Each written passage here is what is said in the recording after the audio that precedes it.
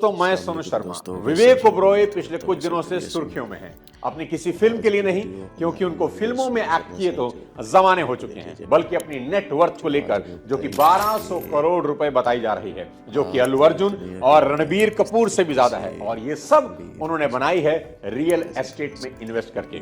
साथियों, जो इतिहास विवेक ओबरॉय ने दुबई जाकर रचा है वो काबिल तारीफ है। लेकिन आज का वीडियो विवेक ओबरॉय पर नहीं, भारतीय सेना से रिटायर हुए दो लोगों पर है, जिनमें से एक ने विवेक ओबरॉय से बड़ा कारनामा यहीं हिंदुस्तान में कर दिखाया और उनकी नेटवर्थ में शायद 50 विवेक ओबरॉय की नेटवर्थ समा जाएगी। दोस्तों, भारतीय सेना से निकले जिन दो लोगों ने अलग अलग समय पर और अलग अलग जगह पर इतिहास रचा है, उसमें पहले हैं डीएलएफ के श्री केपी सिंह, जिन्होंने अपनी सूझबूझ से डूबती हुई डीएलएफ को 60,000 करोड़ की कंपनी बना दिया। और दूसरे हैं भारतीय सेना से रिटायर रामराज सिंह, जिन्होंने गुजरात के रियल एस्टेट में सफलता के झंडे गाड़ दिए। दोनों के बारे में डिटेल में बताऊंगा वीडियो में आगे। आज बताऊंगा कि क्यों लंदन से ज्यादा महंगा हरियाणा का गुरुग्राम हो गया है, जहां अभी ऋषि पार्थी ने 190 करोड़ का एक फ्लैट खरीदकर पूरे देश के होश उड़ा दिए। आज का ये वीडियो रियल एस्टेट का यूट्यूब पर अब तक का सबसे बड़ा और धमाकेदार वीडियो होने जा रहा है। बहुत शॉर्ट में आपको यह भी बता दूंगा कि बेहद कम इन्वेस्टमेंट में भी आप रियल एस्टेट में बहुत बड़ा पैसा कैसे कमा सकते हैं। इसलिए इस वीडियो को आखिरी तक देखिए और अगर आप चैनल पर नए हैं तो सब्सक्राइब करके बेल आइकन जरूर दबा दें, ताकि मेरी कोई अगली वीडियो आपसे मिस ना हो। दोस्तों, रियल एस्टेट वो खेल है जहां पैसा वही कमाता है जिसे उड़ती चिड़िया पर निशाना लगाना आता हो। और इस खेल में अगर जीतना है तो निशाना वहां नहीं लगाते जहां चिड़िया बैठी है, बल्कि वहां निशाना लगाते हैं जहां चिड़िया बैठने वाली है। यानी हाई डिमांड वाली इमर्जिंग मार्केट की बजाय लो डिमांड वाली फ्रंटियर मार्केट में पैसा लगाने की कला सीखनी होगी। रियल एस्टेट की दुनिया में इस इन्वेस्टमेंट स्ट्रेटेजी को लैंड बैंकिंग स्ट्रेटेजी बोलते हैं। सबसे पहले ये तीनों टर्म समझते हैं कि लैंड बैंकिंग स्ट्रेटेजी क्या है, इमर्जिंग मार्केट किसे कहते हैं और फ्रंटियर मार्केट क्या भला है। बहुत आसानी से आपको समझा देता हूं। सबसे पहले समझाता हूं कि लैंड बैंकिंग स्ट्रेटेजी क्या भला है। इसे समझने के लिए मशहूर एक्टर सुनील शेट्टी के और उनके फार्म हाउस से बेहतर एग्जाम्पल दूसरा नहीं हो सकता। एक इंटरव्यू में सुनील शेट्टी बताते हैं कि जब 16 साल पहले उन्होंने अपना फार्म हाउस बनवाया तो वो एक बंजर जमीन थी जिसकी वैल्यू कुछ भी नहीं थी, पर आज उसी फार्म हाउस के लिए लोग सुनील शेट्टी साहब को करोड़ों रुपए ऑफर करते हैं। लैंड बैंकिंग इसी को कहते हैं, यानी बेहद होशियारी से सस्ते में वीरान इलाकों की जमीनों को खरीदिए और फिर वेट करिए वहां आबादी बढ़ने की। लेकिन यह खरीदारी बेहद होशियारी और सूझबूझ से करनी होगी और खरीदते वक्त कुछ फैक्टर का ध्यान रखना होगा जो वीडियो के आगे आपको बताने वाला हूं। इसी बात को दूसरे एग्जांपल से समझाता हूं। दुनिया की सबसे बड़ी फिल्म सिटी बनाने का काम रामोजी राव ने किया। रामोजी राव साउथ इंडस्ट्री के एक मीडिया टाइकून थे। रियल एस्टेट से दूर दूर तक कोई नाता नहीं था, पर उनका सपना था दुनिया की सबसे बड़ी फिल्म सिटी बनाने का। पर उनके सामने दो दिक्कत। पहली तो ये कि हैदराबाद जैसी डेंसिटी में इतनी बड़ी जमीन एक साथ मिलना मुश्किल था। मिल भी जाती तो शायद कीमत बहुत ज्यादा होती। ऐसे में रामोजी की नजर हैदराबाद शहर के किनारे उन जमीनों पर पड़ी जो शहर से बहुत दूर होने की वजह से बेकार मानी जाती थी। ये जमीनें इतनी बेकार थी कि इन पर खेती भी नहीं हो सकती थी। रामोजी राव ने बेहद सूझबूझ से 2000 एकड़ जमीन बेहद सस्ते दामों में खरीदी और वहां फिल्म सिटी बना दी, जहां अब तक 8000 से ज्यादा फिल्मों की शूटिंग हो चुकी है। हाल ही में बॉक्स ऑफिस पर तूफान मचाने वाली पुष्पा 2 हो या राजमौली की बाहुबली और आरआरआर या शाहरुख खान की दिलवाले, सबकी शूटिंग इसी फिल्म सिटी में हुई। एक वक्त था जब कोई इस जगह झांकने भी नहीं आता था, पर आज हर साल 15 लाख टूरिस्ट फिल्म सिटी घूमने आते हैं। और कल की इस बंजर जमीन की आज की जो कीमत है वो है 20,000 करोड़। ऐसी कोई जमीन ढूंढने से पहले हमें इमर्जिंग मार्केट और फ्रंटियर मार्केट को समझना होगा। इमर्जिंग मार्केट उस एरिया को कहते हैं जो ऑलरेडी डेवलप हो चुका है, जैसे कि मेरे बगल का गुरुग्राम। यहां तो एक फ्लैट ही 190 करोड़ का बिक रहा है। आम आदमी यहां इन्वेस्ट करने की सोच भी नहीं सकता। तो ऐसे में सवाल उठता है कि स्मॉल कैपिटल वाला इन्वेस्टर बेचारा क्या करे।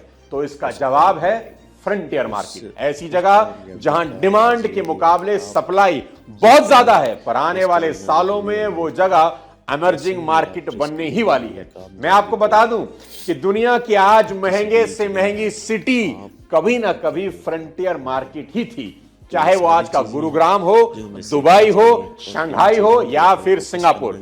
पर रियल एस्टेट में बड़ा पैसा उन्होंने ही कमाया जिन्होंने फ्रंटियर मार्केट में इन्वेस्ट किया। जब गुरुग्राम फ्रंटियर मार्केट था तब डीएलएफ के केपी सिंह ने यहां खूब इन्वेस्ट किया और वो आज यहां के राजा हैं। उनके बारे में बड़ा ही इंटरेस्टिंग फैक्ट वीडियो में आगे बताऊंगा।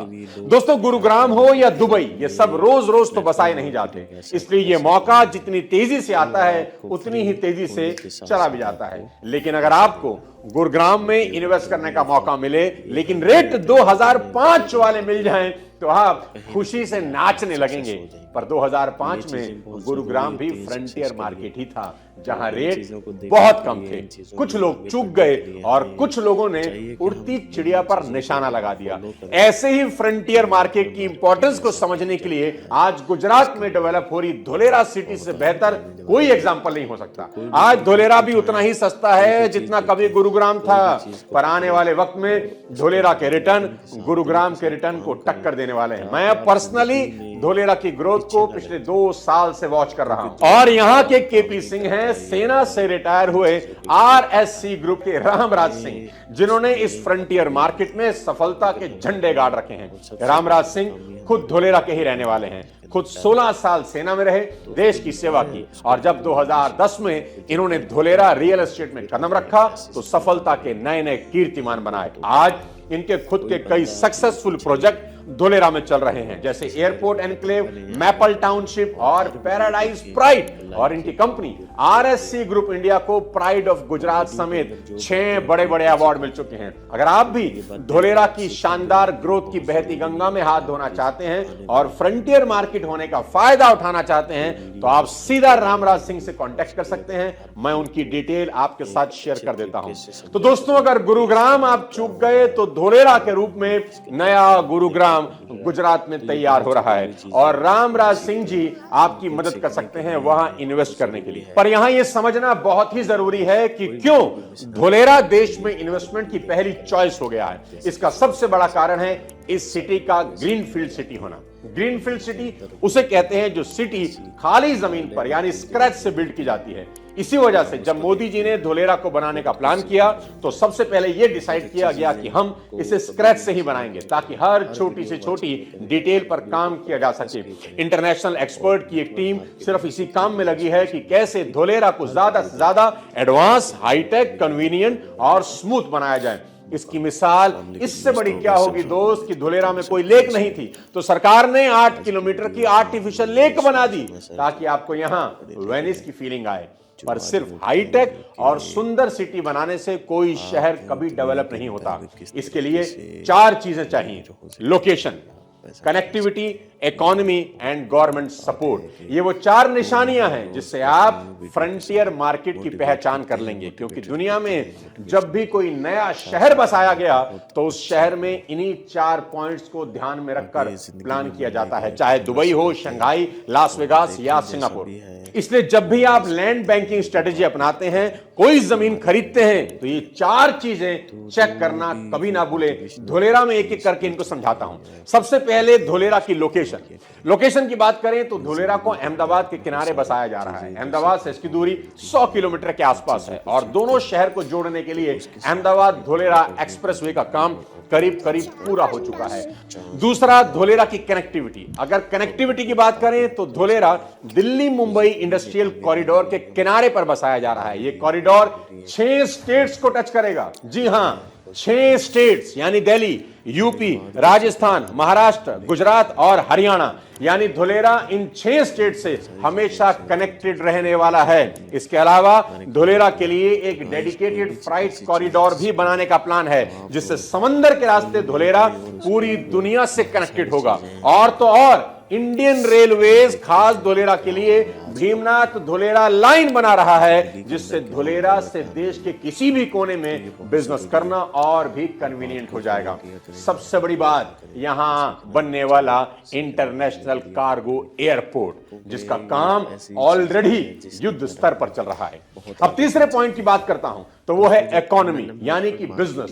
दोस्तों, दुबई में जब तेल निकला तो वहां के राजा शेख राशिद ने तेल के पैसों को रियल एस्टेट में झोंक दिया, क्योंकि उनको पता था कि किसी भी शहर की इकोनॉमी के लिए बिजनेस सबसे ज्यादा जरूरी होता है, और इसके लिए धोलेरा को एक बिजनेस मैन्युफैक्चरिंग हब के तौर पर प्लान किया गया है। यहां प्लग एंड प्ले का सिस्टम है। यूं समझिए कि धोलेरा बड़ी बड़ी कंपनियों के लिए पीजी की तरह है, पेइंग गेस्ट की तरह है। जैसे एक पेइंग गेस्ट होता है ना, जिसको कुछ नहीं करना होता, वो आता है और घर में रहने लग जाता है, ऐसे ही देश की कंपनीज को खुद से कुछ करने की जरूरत नहीं होगी। सब कुछ यहां ऑलरेडी रेडीमेड मिलेगा, कंपनियों को बस आकर अपना काम शुरू करना है। इसी कड़ी में कुछ दिन पहले धोलेरा में टाटा ने देश का पहला सेमीकंडक्टर फैब्रिकेशन चिप की फैक्ट्री लगा दी। किसी भी शहर में अगर एक बड़ी कंपनी आ जाए तो देखा देखी बाकी भी आने लगती है, और इसका नजारा धोलेरा में दिखने लगा है। चौथा और सबसे जरूरी पॉइंट है गवर्नमेंट का सपोर्ट। बिना सरकारी सपोर्ट के कोई शहर कभी डेवलप नहीं हो सकता, और यहां खुद मोदी जी उतरे हुए हैं। मोदी जी ने अपने ड्रीम प्रोजेक्ट को कामयाब बनाने के लिए गुजरात सरकार से लेकर सड़क और परिवहन मंत्रालय, रेलवे, हर विभाग को काम पर लगा रखा है। अब अहमदाबाद के पास धोलेरा में नया एयरपोर्ट भी बनने वाला है। इस एयरपोर्ट को अहमदाबाद से कनेक्ट करने के लिए अहमदाबाद धोलेरा मोनोरेल को भी हाल में स्वीकृति दी जा चुकी है। दोस्तों, धोलेरा फ्रंटियर मार्केट की लिस्ट में आज सबसे ऊपर है, जिसे मैं खुद पिछले 2 साल से लगातार वॉच कर रहा हूं। इसलिए जब तक धोलेरा फ्रंटियर मार्केट की कैटेगरी में है, तब तक सबको यहां इन्वेस्ट करने का मौका मिलेगा। पर एक बार धोलेरा इमर्जिंग मार्केट की कैटेगरी में घुसा तो फिर यहां भी हालात गुरुग्राम वाली होगी, जहां 100-100 करोड़ के फ्लैट कुछ मिनटों में बिक जाते हैं। साथियों, अगर आप भी रियल एस्टेट में बड़ा पैसा कमाना चाहते हैं तो आपको सीखना ही होगा लैंड बैंकिंग स्ट्रेटेजी को, जिसे फ्रंटियर मार्केट में यूज करने का काम सबसे बाखूबी अगर किसी ने किया है तो वो है डीएलएफ के केपी सिंह यानी कुशल पाल सिंह। कहानी कुछ यूं है कि 1970 के दशक में रियल एस्टेट डेवलपर कुशल पाल सिंह का बिजनेस अच्छा नहीं चल रहा था। थक हार कर उन्होंने अपनी कंपनी डीएलएफ को 26 लाख में बेचने का प्लान किया, पर लास्ट मोमेंट पर डील कैंसिल हो गई। इसके बाद केपी सिंह ने दिल्ली की सरहद से सटे हरियाणा के गांवों की जमीनें खरीदना शुरू कर दिया। उस समय के डेवलपर्स को लगा कि कुशल पाल सिंह पागल हो गए हैं, क्योंकि उस वक्त के लोगों को लगता था कि इस जंगल में बिजनेस करना तो छोड़ो, रहने भी कौन आएगा।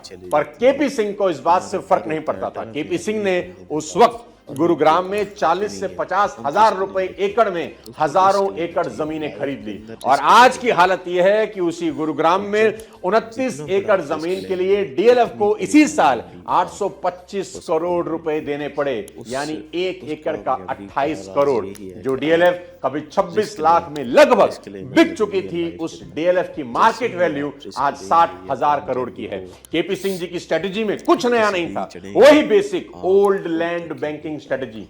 पर इन्वेस्टमेंट की दुनिया की बड़ी मशहूर कहावत है कि रिटर्न इस बात पर डिपेंड नहीं करता कि आपने कितना कितना इन्वेस्ट किया है, बल्कि इस बात पर डिपेंड करता है कि आपने कहां और कब इन्वेस्ट किया है। अब सवाल ये उठता है कि कुशल पाल सिंह को पता कैसे लगा कि गुरुग्राम फ्रंटियर मार्केट है? तो इसका वही सिंपल जवाब है उन्हीं 4 पॉइंट के जरिए जो दुनिया की हर नई सिटी के डेवलपमेंट के जिम्मेदार होते हैं: location, connectivity, economy, government support. दिखाता हूं गुरुग्राम में ये चारों चीजें फिट कैसे बैठती हैं। सबसे पहला पॉइंट लोकेशन। जब पूरी दुनिया को गुरुग्राम में सिर्फ जंगल दिख रहा था, उसी वक्त केपी सिंह समझ गए ये तो फ्रंटियर मार्केट है, क्योंकि वो जानते थे कि दिल्ली की आबादी जिस स्पीड से बढ़ रही है, आज नहीं तो कल ये भीड़ दिल्ली के किनारे की तरफ भागेगी ही भागेगी। तब इन जमीनों की असल वैल्यू पता चलेगी। और केपी सिंह बिल्कुल गलत नहीं थे, क्योंकि उन्हीं किनारों को आज हम एनसीआर यानी नेशनल कैपिटल रीजन के नाम से जानते हैं। और दूसरा था गुड़गांव की कनेक्टिविटी। कुशल पाल सिंह को पहली लैंड डील से यकीन था कि गुरुग्राम को डेवलप होने से कोई रोक नहीं सकता। इस यकीन की सबसे बड़ी वजह थी NH8 हाईवे। यह हाईवे दिल्ली को गुरुग्राम से सीधा कनेक्ट करता था। गुरुग्राम में शुरुआती दिनों में जितनी भी डेवलपमेंट डेवलपमेंट हुई वो इसी हाईवे के किनारे किनारे हुई। और केपी ये भी जानते थे कि एयरपोर्ट का होना जमीनों में आग लगाने के लिए काफी होता है, और गुरुग्राम से चिपके दिल्ली में एयरपोर्ट ऑलरेडी ऑपरेशनल था। तीसरी चीज बिजनेस। कुशल पाल सिंह को मालूम था कि दिल्ली में ऑफिस वगैरह हद से ज्यादा महंगे हो जाएंगे, और ऐसे में बड़ी बड़ी कंपनियों को दिल्ली से बेहतर इंफ्रास्ट्रक्चर के लिए कम कीमत में जगह मिलेगी तो गुरुग्राम में कंपनियों की लाइन लग जाएगी। और यही हुआ। 1991 में अमेरिका की एक बड़ी कंपनी जनरल इलेक्ट्रिक ने अपना हेडक्वार्टर गुरुग्राम में खोला। उसके बाद लाइन लग गई और आज दुनिया की 500 फॉर्च्यून कंपनी में से 25 का हेडक्वार्टर हमारे गुरुग्राम में है। चौथी सबसे जरूरी चीज गवर्नमेंट सपोर्ट। कुशल पाल सिंह का एक जंगल को मिलेनियम सिटी बनाने का प्लान कभी सफल नहीं होता अगर उन्हें पूर्व प्रधानमंत्री राजीव गांधी और हरियाणा की सरकार का सपोर्ट ना मिलता। इसके अलावा हरियाणा की गवर्नमेंट ने गुरुग्राम को बसाने के लिए बाकायदा एक डिपार्टमेंट बनाया, हरियाणा अर्बन डेवलपमेंट अथॉरिटी, यानी अपना हुड्डा। एक तरह से यह कहना गलत नहीं होगा कि कुशल पाल सिंह की इन्वेस्टमेंट को ज्यादा रिटर्न दिलाने के लिए पूरी हरियाणा सरकार लगी हुई थी, क्योंकि फायदा सरकार का भी था, जनता का भी, और थोड़ा बहुत कुशल पाल सिंह का। दोस्तों, बीते सालों में रियल एस्टेट के सेक्टर में कुछ ऐसी ही once in a lifetime opportunities create हुई, जिससे सही वक्त पर पहचानना जरूरी है। और अगर इन्वेस्ट नहीं किया तो अगली पीढ़ियों को आप भी बस यही बताते रह जाएंगे कि बेटा ये 2 करोड़ की जमीन मुझे 2 लाख में मिल रही थी, काश खरीद ली होती। पहले खरीदी नहीं और आज खरीद नहीं सकते। जमीन की इन्वेस्टमेंट दुनिया की सबसे सेफ और अच्छी इन्वेस्टमेंट है, जरूर करिएगा, क्योंकि धरती पर सबसे बड़ी इन्वेस्टमेंट धरती ही है। और अगर मौका लगे तो एक बार धुलेरा घूमकर रामराज सिंह से मिलकर आएं। अगले किसी और वीडियो के साथ जल्द आपसे मुलाकात करता हूं, तब तक अपने स्वास्थ्य का ध्यान रखिए। Thank you so much. जय हिंद। साथ साथ हमें बहुत अच्छा वो आगे ज़िंदगी में बढ़ने का एक हुनर सिखाते हैं। तो देखें, जैसा भी है वो हमें सिखाते हैं, या जो बात भी करते हैं वो हमारे फ़ायदे के लिए होती है। तो जो भी वो मोटिवेशनल उसकी स्पीच होती है या वो कहते हैं